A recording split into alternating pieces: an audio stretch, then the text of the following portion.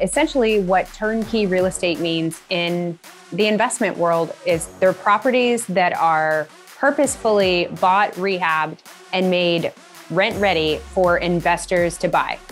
It's not the same as just buying a house out of the MLS that might be ideal for an owner occupant and is ready to go. It is an investment property that is ready for a tenant to move into.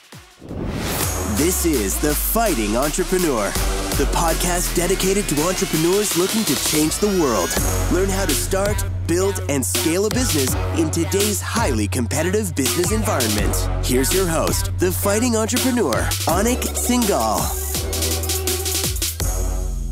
What's up, you crazy fighting entrepreneurs? Guess who it is? Your favorite person in the whole wide world, back with another awesome fight in the ring. Today is with a real estate mogul. I know. Well, she is compared to me for sure. Okay. We don't talk real estate really on this podcast. You're going to see me expanding the horizons of the fighting entrepreneur. Why? Because I'm expanding my own damn horizons. So I'm bringing you along for the journey. Listen, for the last about year and a half, maybe 2 years now, I've been very focused on investing. And I think that's the place I've hit with my life, right? Where it's like, we've made a ton of money. I'm still making a ton of money, but now it's really time for that money to go make me money so that I can go out and just drive my cars and have a good time in life. And as I started doing that, I've looked at all of the different fields out there, crypto and, real estate and investing and stocks and gosh, NFTs, there's everything out there. Nothing has won my heart the way real estate does, and we'll talk about why in this episode. And so just so you know, I am practicing what I am preaching. I have bought a ton of real estate and all kinds of funky types of real estate over the last couple of years.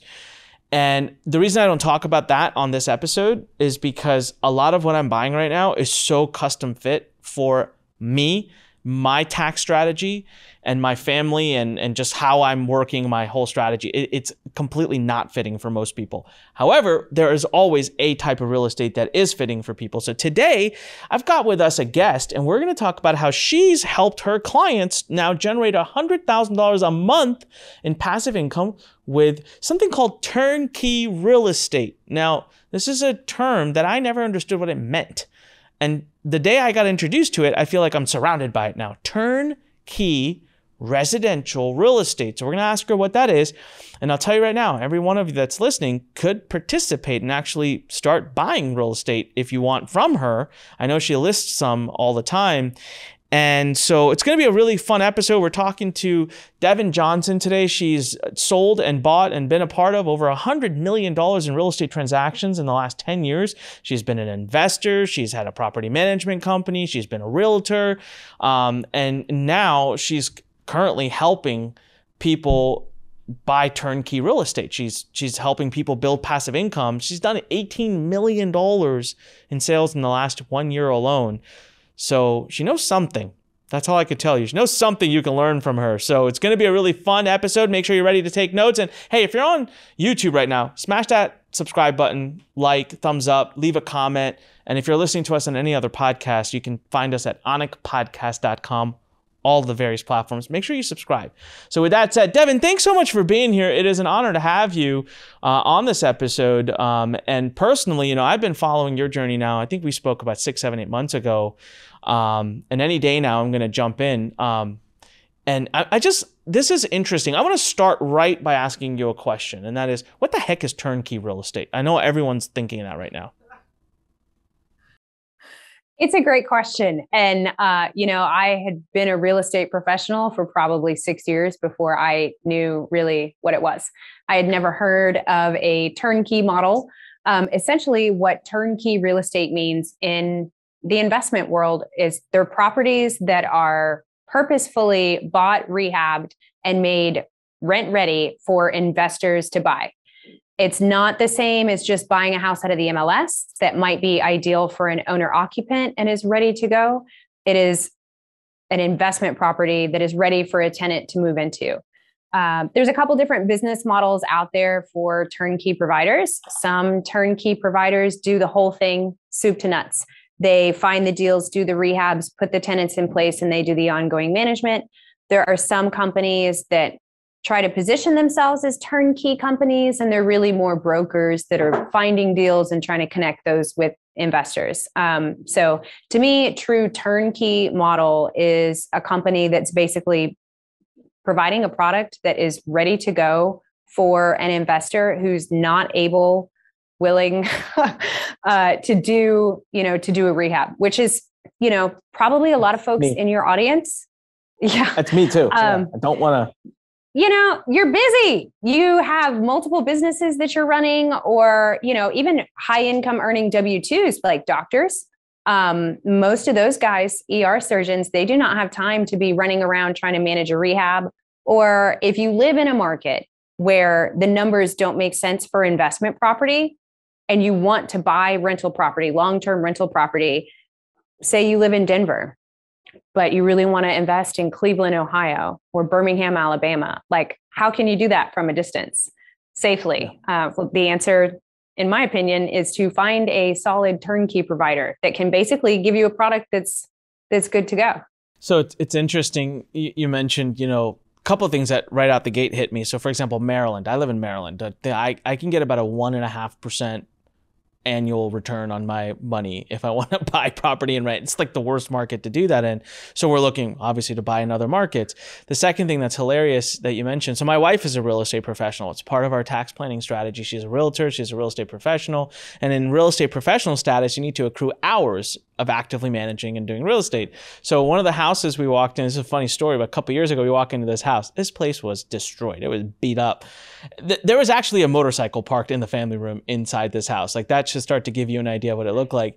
I walk in, I'm like, imagine what could be. And I'm like, oh my God, this is amazing. This will take like 100 hours to fix. And I wasn't even done speaking, and my wife drags me the heck out of that place. She's like, we're not buying a fixer-upper. It's not our thing. I love the idea, because you're absolutely right. I'm very busy. I love my main business. It's where I get my highest ROI. I enjoy it. I do not want to answer the phone from someone who's living in my, the broken bathroom or a broken, tenant. That's the word I was looking for. So for me, when I learned of Turnkey, I was really interested because of exactly that. It's a property, it's ready to go. If you buy it in the right area, if you get connected to the right people, they'll even connect you to property management people.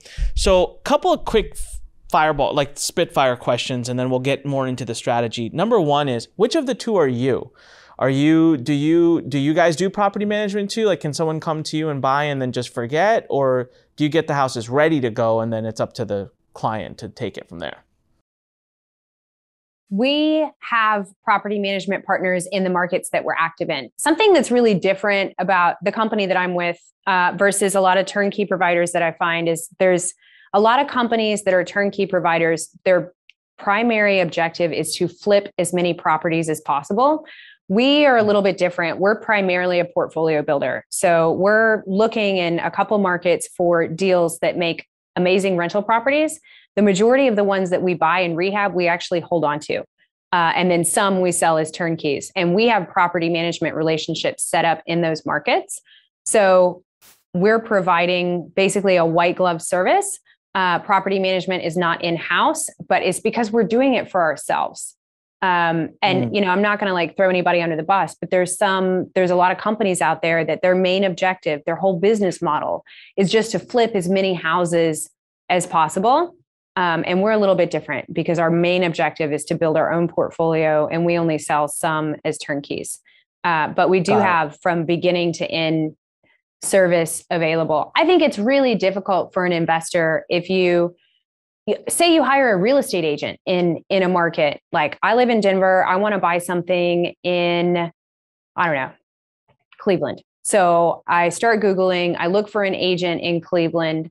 I call them and they tell me, oh, X, Y, and Z are great rental properties. And then they have a referral for you for a property manager. It's like, how do you really know if the whole process from beginning to end hasn't been vetted, Yeah. To me, that's just a little bit more risky. You can do it that way, but I don't know. It seems like there's a lot of opportunity for some surprises to kind of pop up. if you don't really know, like, how does that real estate agent really know that's a good rental property? And how do you know that is a really good property manager that they're referring to you to? So you are in the markets that you're selling in. So it's like you and Wealth Cap, you guys own properties. You're using the same property managers to manage your properties, and you're passing that off to your clients. And for anyone who's wondering what the heck's going on, we're going to step back. We're going to go through the whole process. I'm going to help you understand, what returns and all of that. I'm going to ask Devon all these questions. Just next question, because I know this comes up a lot. How much money, because we're talking real estate, the first thing that happens when we talk real estate is people immediately think, oh my God, I have to have, tens of thousands, hundreds of thousands of dollars to play. And maybe that's true. I'm asking you, what's like the minimum someone can have in order to start dipping their feet and getting passive income with real estate built? Realistically, with Turnkey, I would say you probably need, depending on the kind of properties that you're looking at, there are some out there that are, around $100K purchase price.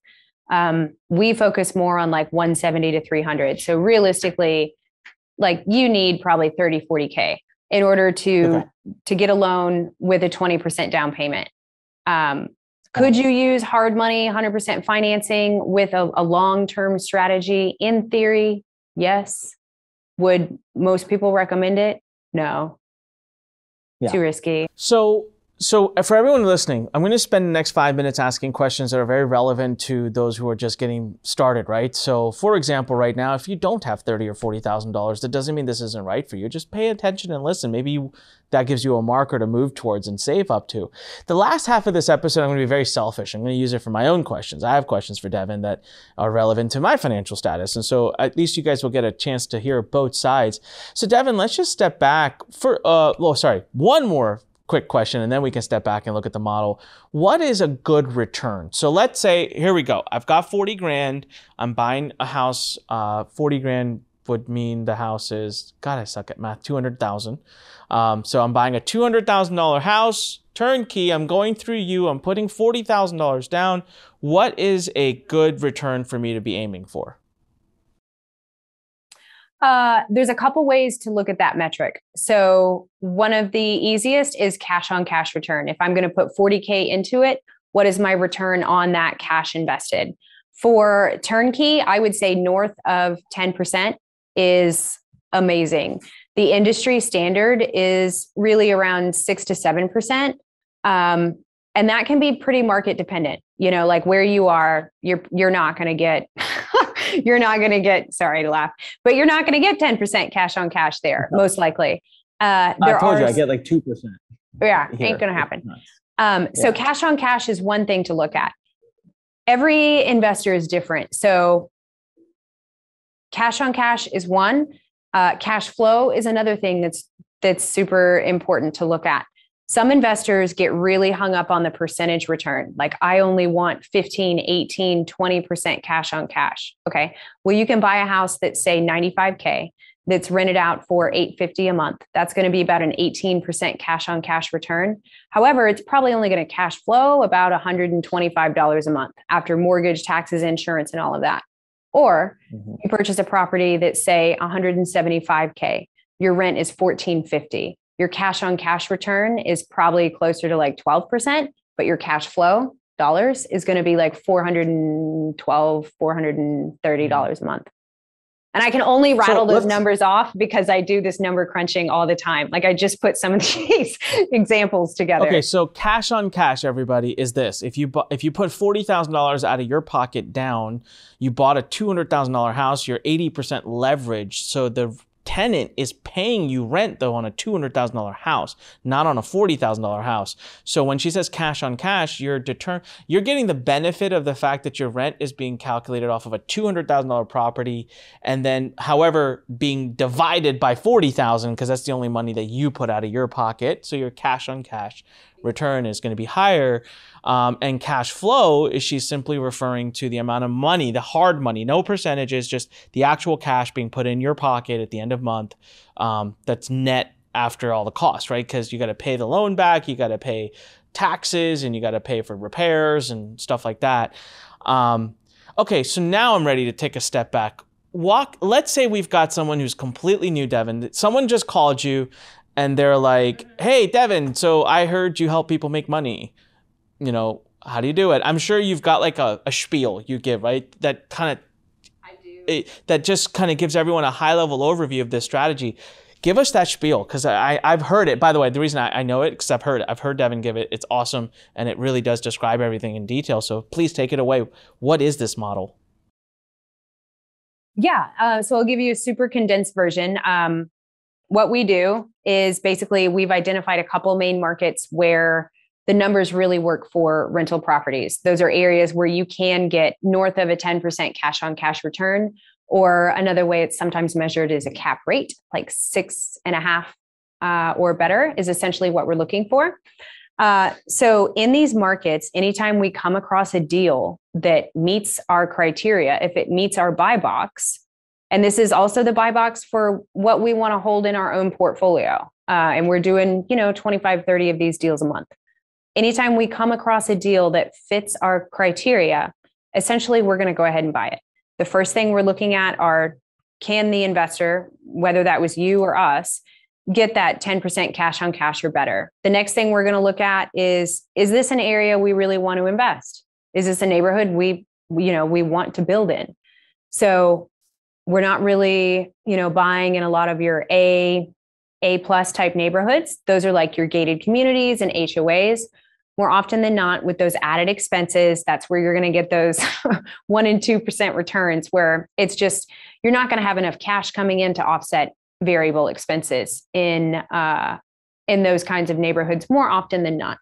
And then the opposite end of the spectrum, D and F type neighborhoods, that's usually where the numbers look really, really good on paper. That's where you're getting $900 in rent for a $60,000 house, but you're in the hood. So we don't really want to buy in those areas. Our property managers don't want to go there. Our rehab teams don't want to go there. I don't want to go there either. And just from personal experience, having tried some of those types of neighborhoods, the returns are not worth the headaches that come with it. So we focus mostly on, B type neighborhoods, like your average suburban type areas. So the two things we're looking at first are, do the numbers make sense on paper? Is this a good neighborhood? And then third, we're going to look at, what does the rehab look like on this property? Most of the time, what we're looking for we're looking for a deal. It's not what you're going to find in the MLS. So something is wrong. More often than not, something is either wrong with the house or something is wrong with the person selling the house. So we're going to have a professional inspection done and determine exactly what work needs to be done to this house. Are there things that are out of code, health and safety concerns, things of that nature? Next, we're going to look at what improvements can be made that will increase the rent rate. Can you add a bedroom or add a half bath anywhere that will increase the rent and increase the return, either for you or for us? Because at this stage, we don't know, is this house, are we going to make it available for investors, or are we actually going to hold on to it? And then finally, we look at cosmetic improvements. You want to be able to charge the maximum amount of rent, but with rental property, you're not going to do the same improvements that you would if you were selling a home to an owner occupant. You're not going to put in quartz countertops in a $175K house in the working class suburbs of Birmingham, Alabama. That would be dumb. You would never get a return on that investment. So once we come up with the full scope of work and our teams verify we can do everything that needs to be done within the budget that makes sense on the property, we'll move forward on the acquisition, buy the house, get started on the rehab. And then down the road, we'll decide, are we holding this one or making it available? So what we do is very data driven, everything that we do. So there's certain properties that we hold on to and certain ones that we let go of, but basically they have to meet the same criteria. We're not letting go of sloppy seconds. So when we decide that these certain properties are going to be sent out to our investor list every month, basically that inventory gets updated and then it's first come, first serve. When an investor comes to me and they're like, yo, I'm ready to go on a house, I can basically hold their hand through everything that they might need. If they've never, ever, ever bought anything and they have no idea how to get financing, I can talk with them and help them figure out, can you get a traditional loan, which is the cheapest money on the market? Or do we need to look at asset-based loans or commercial-based loans, depending on that person's individual financial situation? Some people, entrepreneurs that make a ton of money but have very creative accountants, sometimes cannot get conventional financing because of the way that their tax returns or P&Ls look. That doesn't mean no. And we're able to kind of help guide them through what might be the best fit for financing. So essentially, we assist with that part, helping connect an investor with the best potential lender, get them pre-approved, and then we hold their hand all the way through the buying process. Very similar to when you purchase a home to live in. Basically, we have a transaction team that helps with everything. We coordinate with inspections and appraisals and help schedule the closing. The investor at the end will sign a bunch of documents. It'll feel like, OMG, what am I doing? There's like 400 pages in this package. Sign all those papers, send a wire to the title company. The house fully conveys into their ownership, and we assist with handing them over to the property manager, getting the house rented out, and then ongoing, the investor is in the care of the property manager. But basically, I'm kind of like, I'd be like your REI bestie, help walking you through every step of the process. And we have, sometimes super experienced investors come our way, and maybe they know everything that happens, but they might want one-on-one attention to like build a strategy. These are my passive income goals. What do I need to do to get there? How big of an asset base do I need? What kind of properties do I need? So, what we do is pretty customized depending on what an investor needs, which I'm sure is what you're going to pick my brain about at the end here. That exactly is going to be. I was just laughing. I'm like, that's what we're going to get into for a few minutes at the end. So what are the areas that, like, I know that you are in a few markets from our conversation. I remember, I don't know if you're public about that or not, but like, what are the markets that you like right now that you guys are buying in? Right now we are all in Birmingham, Alabama, and Charlotte, North Carolina. Those are our two favorite markets. If you follow, if anybody follows the guys that own our company, you'll know where they're bullish. But Charlotte, North Carolina is probably where we are most bullish for the long term. That market is growing very aggressively. It's like for the whole general metro area, appreciation is around 12% annually. Wow. Rent increases are like 5 to 6% from last year, which is double the national average. So in a market like that, that's growing that aggressively, your cap rates are going to be lower.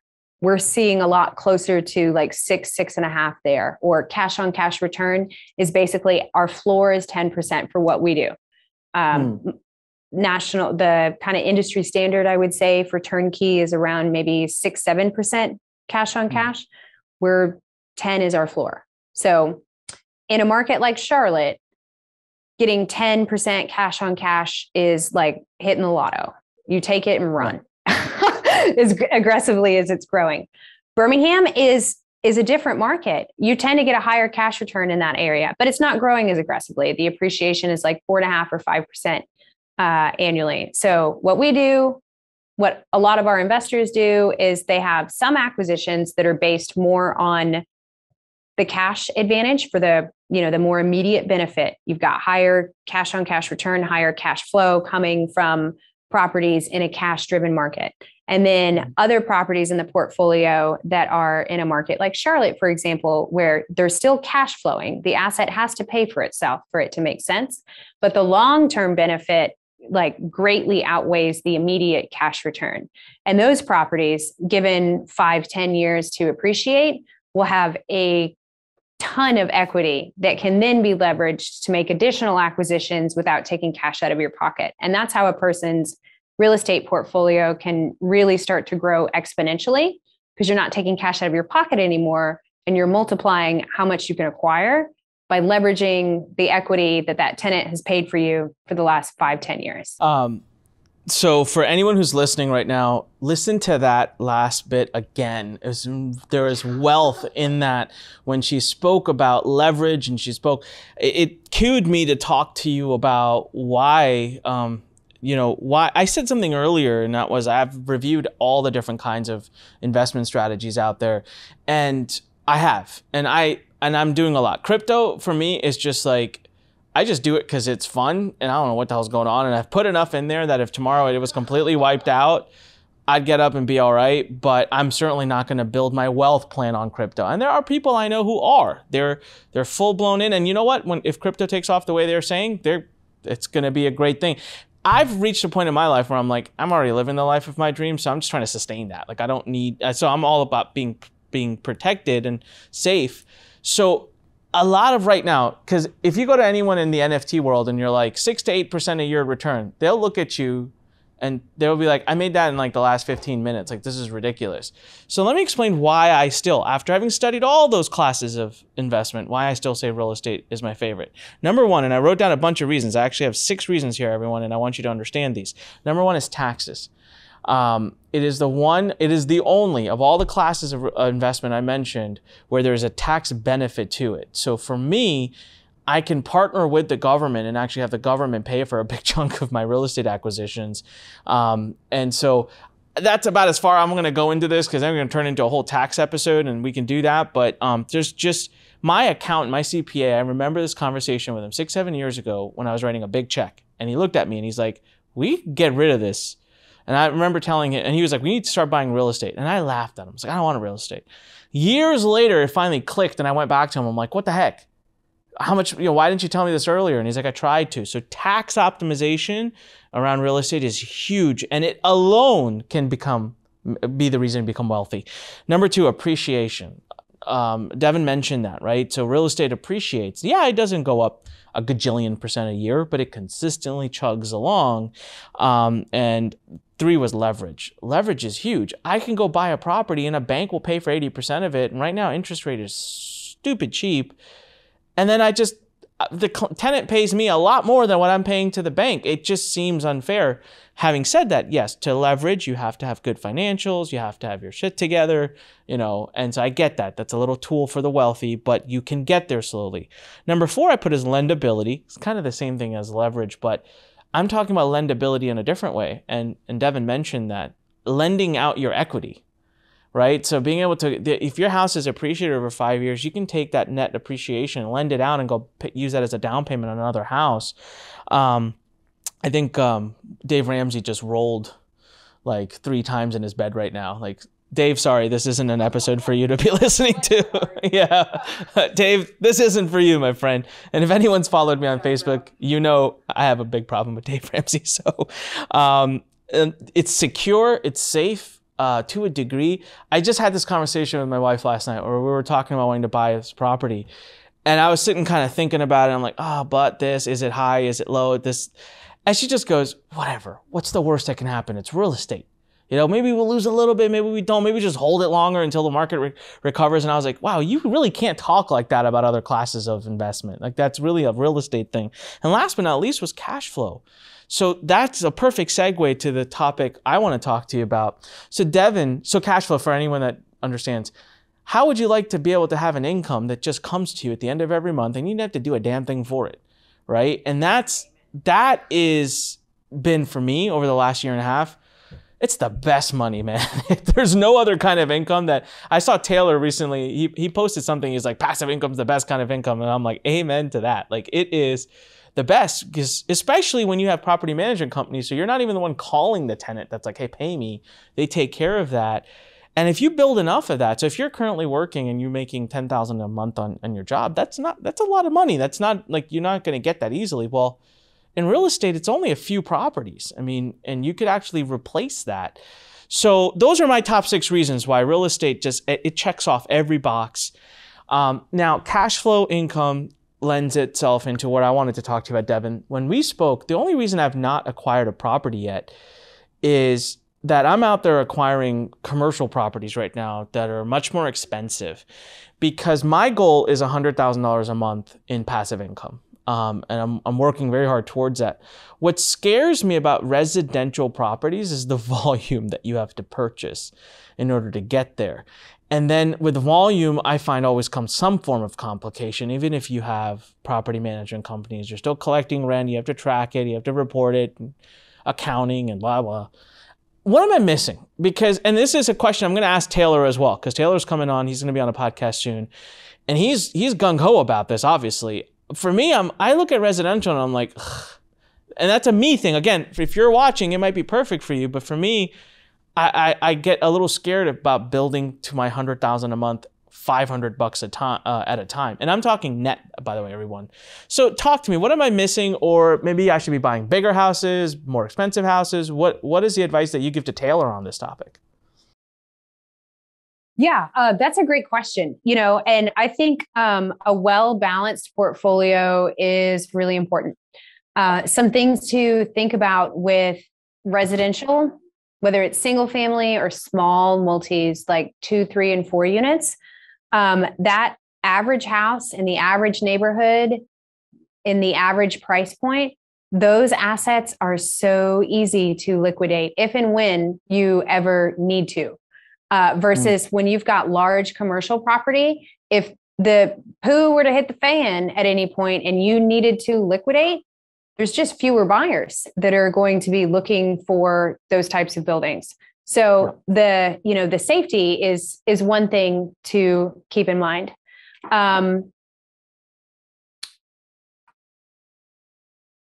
Also, the cost to acquire is considerably smaller too. So for a lot of individuals, starting with residential might make sense, and then down the road adding some commercial buildings. But there's benefits to both. I would never suggest that somebody go all in on just one particular type of real estate. What that individual's goals are play in a lot. But for me, getting started with single family for most people makes the most sense. But the safety is huge. People are always going to need a place to live.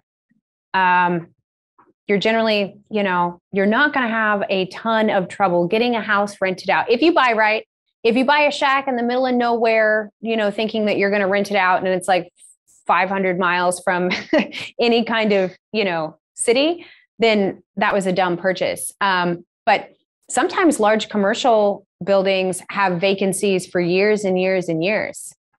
Then you may get a tenant that signs a 5-year lease. And if they break that lease, getting them out, and it takes years and years to get another, anchor tenant, depending on what kind of a development it is, but how many times do you drive around and see shopping malls that are, kind of abandoned? So especially today's day and age, commercial is scary from that perspective. Yeah, it can be. COVID has shown us that retail will go on online. It ain't shutting down no matter what. So I don't think that commercial is a bad strategy at all. I love it. But I also think that residential, there's some safety there. Human beings will need a place to live. So let me ask you a question then for my particular strategy, given that I want to attain about $100,000 a month in passive income net. So for everyone who's listening, that's after all my taxes and loans and all. So would it be, if I was on a private call with you, would it be something like where I'd say, okay, 20% of that should come from residential, homes, or is it 25%, or does it not matter? So, and if we say 20%, I was doing the math while you were talking, I said, okay, great. So 20% is 20 grand a month. Should I do that? And if I'm making net average 500 a month per house, that's 40 properties. Did I kind of go down the right route, or would you say, well, that's a bigger number in my case, not in those who are listening necessarily? Would you have me acquire maybe bigger properties? So it's not 40, but it's 20 or 30, or is it about 40?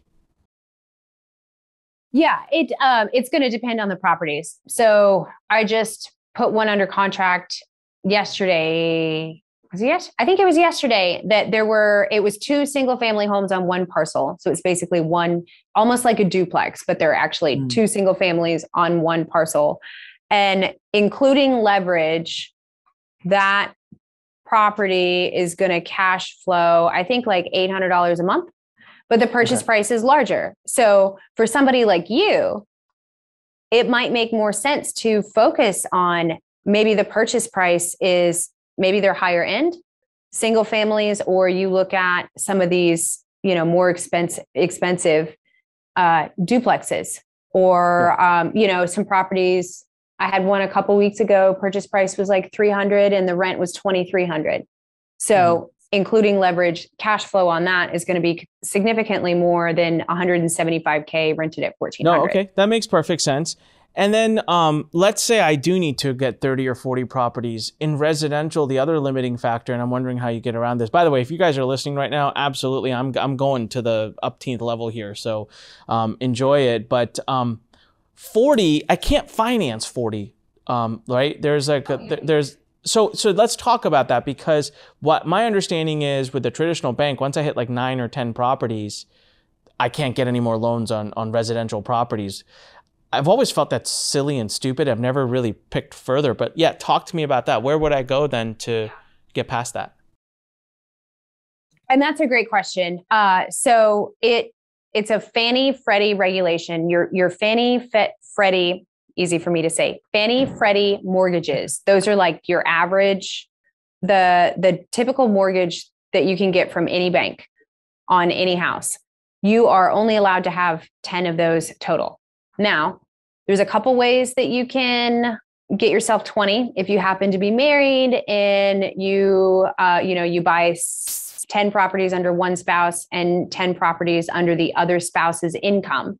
So you each both have to have income in order to do it that way. If your spouse is non-working, I'm not an accountant or a tax advisor either. Don't sue me. But if there were a way to put them on payroll, so they had some W-2 income, that would give a couple the opportunity to acquire 20. So there's that. But let's say you're a single dude. I've got a dude like this right now that he's about to close on his 9th. And then there's a couple things that we can do moving forward. For one, commercial loans are not just for commercial property. And there's a couple different kinds out there. Your small local bank, the kind that often hold paper in-house. A lot of times they underwrite their own commercial loans. Generally, your interest is going to be a little bit higher. You may need to do a bigger down payment. Maybe it's 25% instead of 20, and maybe your interest is 5 instead of 4, or 3.5, like you would see on your traditional owner-occupant loan. So that's one route. There are also asset-based loans. Asset-based loans don't generally look at your debt to income. They look at a borrower's credit worthiness based on their credit score. They will look at a borrower's liquidity. Do you have the money for the down payment and say 6 months of reserves? The remainder of the underwriting is generally based on the asset itself. Is it going to cash flow? These types of loans you can't get on a house you want to live in. They're only meant for investors. And there's no limit to the number of those that you can get. So sometimes maybe you're not maxed out on 10 loans, but maybe you don't look good on paper, but you got plenty of cash. This was me at the end of last year. My tax returns from the previous year were not going to allow me to buy any more property, but I had, cash that's rotting away in the bank with inflation. So I went ahead and got a couple asset-based loans to close on some properties at the end of the year. And my interest was a little higher. My down payment was 25% instead of 20, but I was able to acquire the properties and they're cash flowing, and the numbers still make sense, right? Versus holding on to the cash. So when you say asset-based, it's on the asset, not on your total assets. It's on the actual asset being acquired. So it's on that house. Ah, okay. Because one thing I do have access to is asset-based loans in the sense of my own assets. And those are great, but then you have to have all your assets at that place and it ties up those assets. I can't move that money around.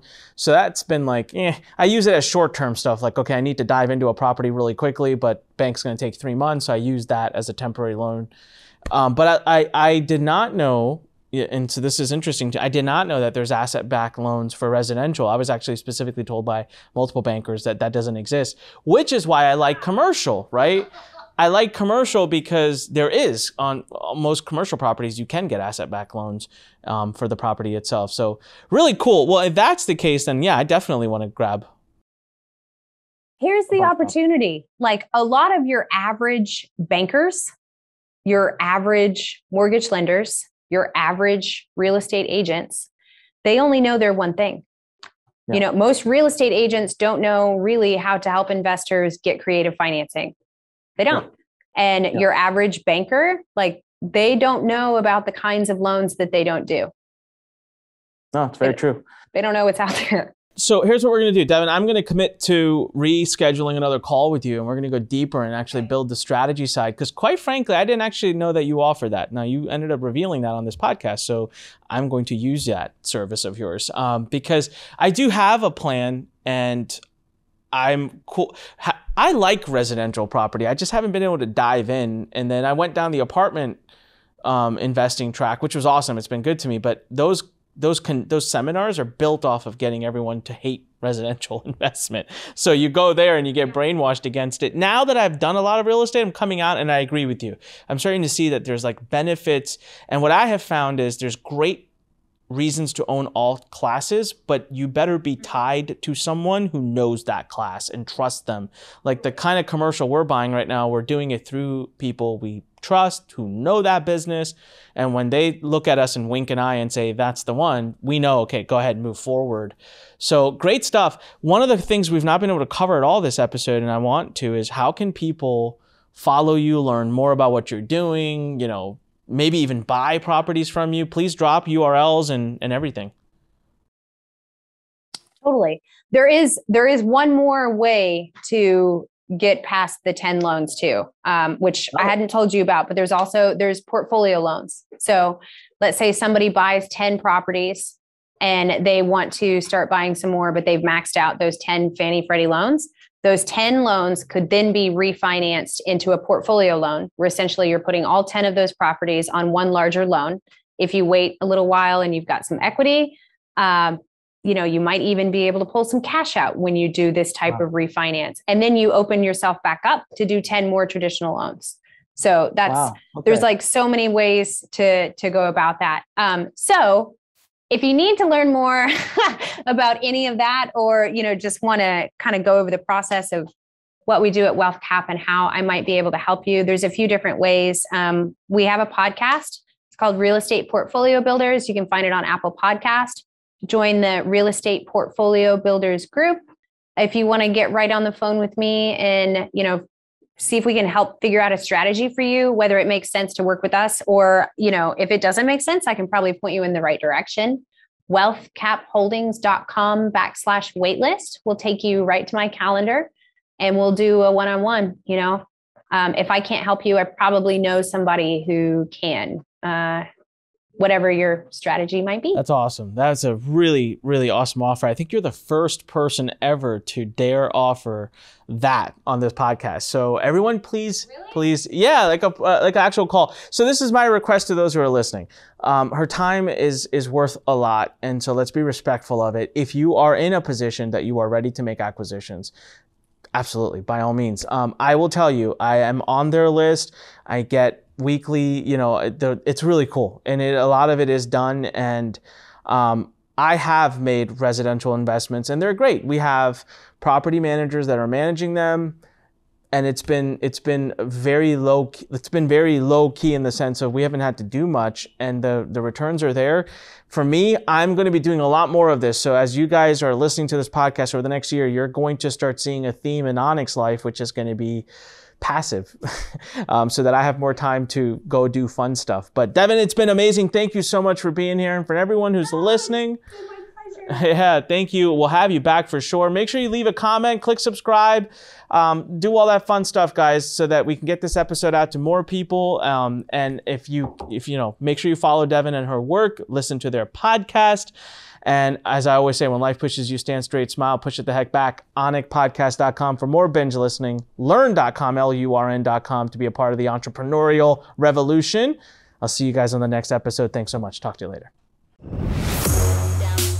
Thanks for listening to The Fighting Entrepreneur with your host, Anik Singal.